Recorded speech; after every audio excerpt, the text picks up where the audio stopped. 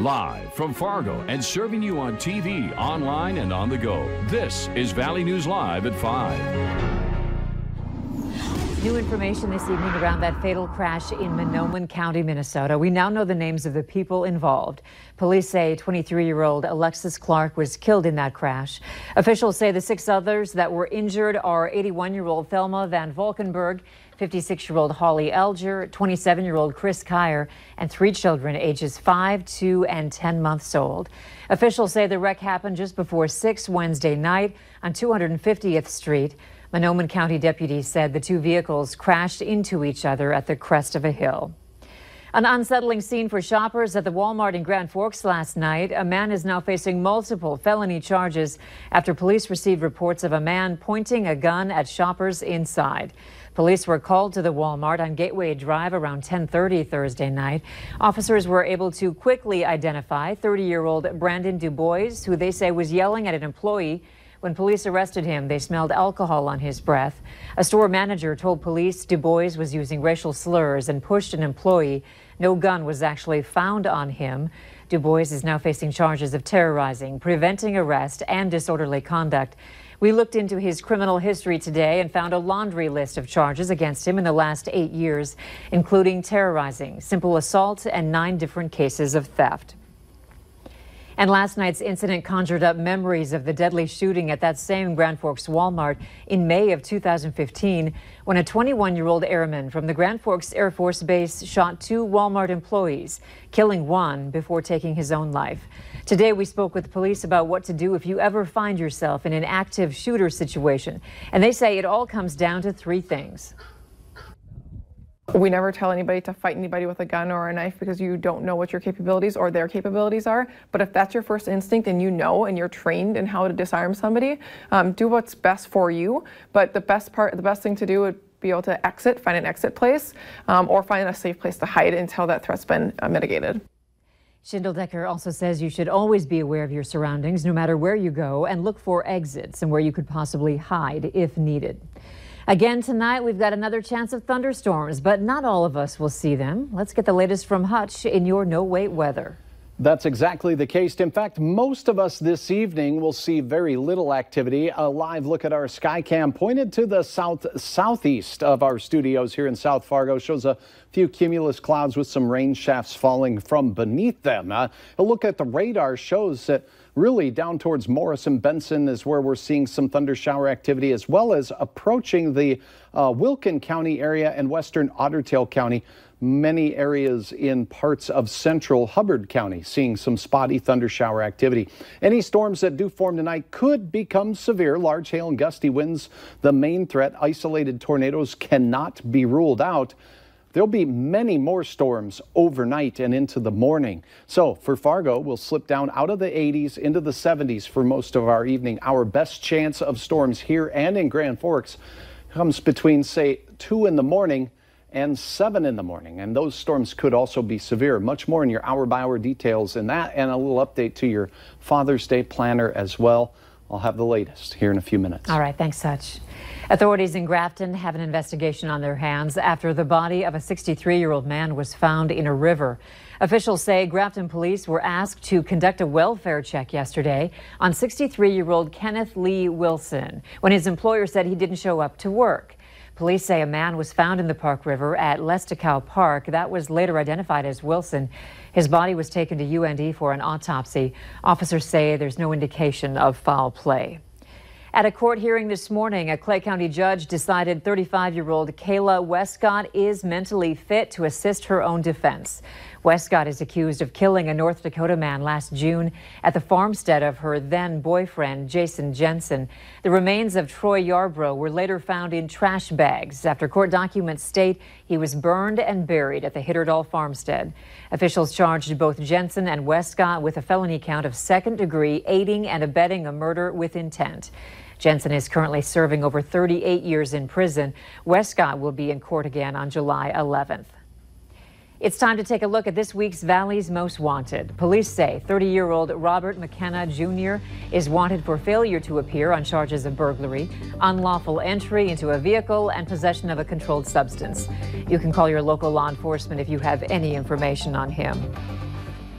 Out of 21 businesses that were checked recently in Grand Forks for alcohol compliance, one failed, JL Beers. The police department conducted the checks on June 11th with help from youth in that area. Police ask people under the age of 21 to go into establishments and try to buy alcohol. Police do these compliance checks several times a year. For weeks, the Moorhead community has been riddled with sightings of a mysterious creature all over town. People have guessed it was a coyote, a wolf, or even an escaped police dog. Yesterday, Moorhead police were able to catch the animal. So Valley News Team's Veronica Marshall checked in with officers to get the latest information on Moorhead's mystery animal. It always starts with a picture taken from far away. People have reported us seeing a wolf, a coyote, German Shepherd. But unlike the Loch Ness Monster, Bigfoot, or UFOs, photographers were finally able to snap a clear picture of Moorhead's mystery animal. And yet the claims and some fears continued. We've had people scared when they thought it was a wolf running through the community. We had no information to believe that this animal was a threat to anybody. More homeless and scared. Part of the riddle has been solved thanks to Moorhead police. Officers caught the animal Thursday using fancy dog food and a humane trap. The animal is staying here at the Moorhead Pound for now.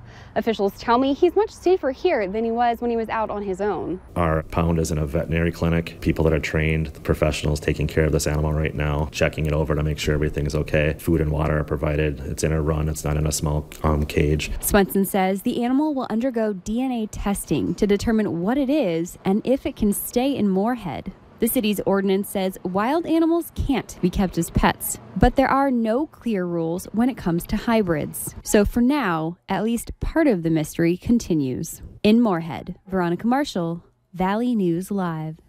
Swenson says the city has received a lot of phone calls from residents offering to adopt the animal. He says he appreciates people's compassion, but says at this point that isn't an option. Swenson adds when there's an update about the animal, it will be shared publicly. West Fargo police are urging you to be safe on local trails after reports of a mountain lion and cub.